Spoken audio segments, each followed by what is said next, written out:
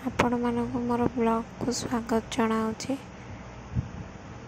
देखो बेसन आलू तरकारी आउ सोयाबीन मिसैकि आग बेसन ने अदा रसुण पेस्ट लंका गुंड लुण हलदी गुंड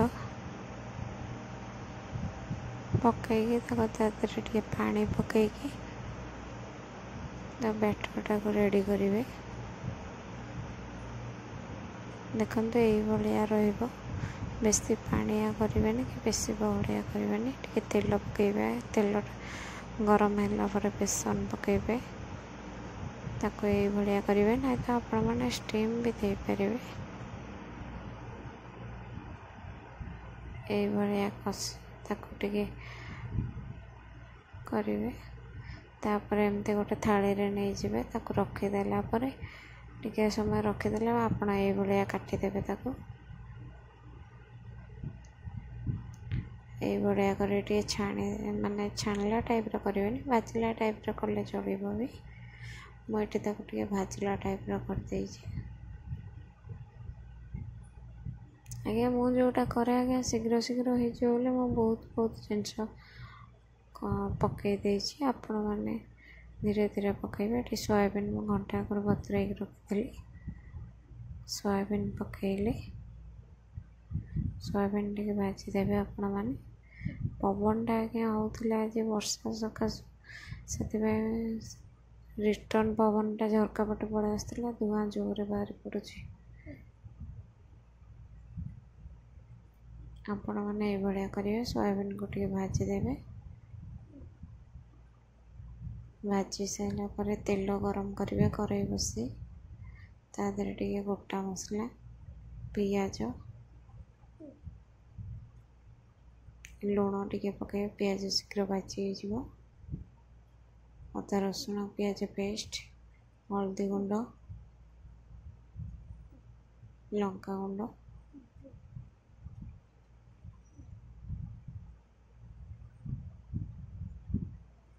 जीरा पाउडर धनिया पाउडर गरम मसला लुण स्वाद अनुसार पकई आपको कषे भल भाव मसला कषे। देखो मुझे चिकेन मसला पकईले आप भल भाव कषे भल भाव कषिले तरकारी मसला जिते स्वाद हम ना तरकारी से स्वाद बढ़िया टेस्ट लगे। ये देखो मो सान झीर सिझा बसौची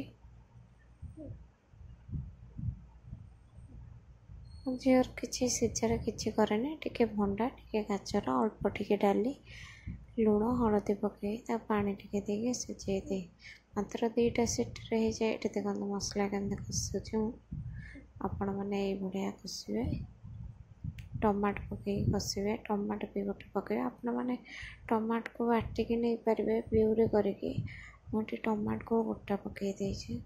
ये आलू देखो पकईले आपण मैंने आलू को भाजिकी नहीं पारे कंचा आलू पकईकी ताको टिके नाको स्टीम कर देती 10 मिनट।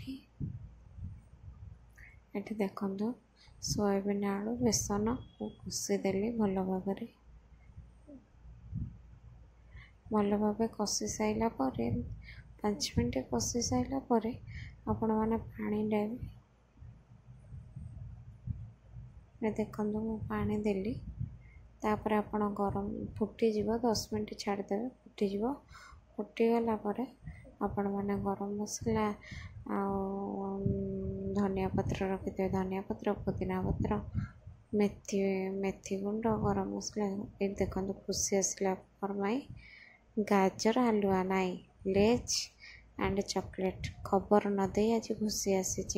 ये हूँ मो बड़ झीर सांग दिज जाक आज्ञा गोटे दिन जन्म होते गोटे मेडिकल रे जन्म होते नवेम्बर 26 रे ही जन्म होते 2018 नवेम्बर 26। ये देखो दिज जाक कलर कर से कौच मु करी से कौच मु करी ये मो सान झील कौच मु करी देखिले केते दुष्ट मो सान झील से कौच मु करी देखो सान झील को लेकिन खुशी पाखे बसईदेली सी ए कौच सब